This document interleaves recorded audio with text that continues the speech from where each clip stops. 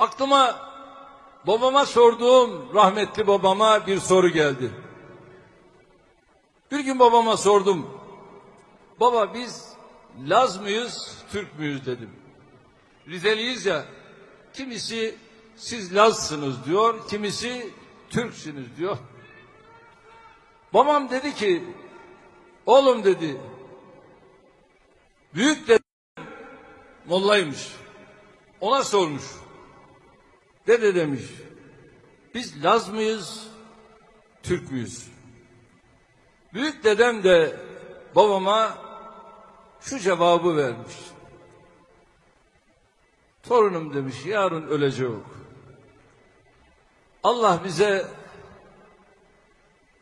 men rabbuke ve men nebiyyuke ve ma dinüke sorularını soracak. Ve ma kavmüke diye bir soru sormayacak.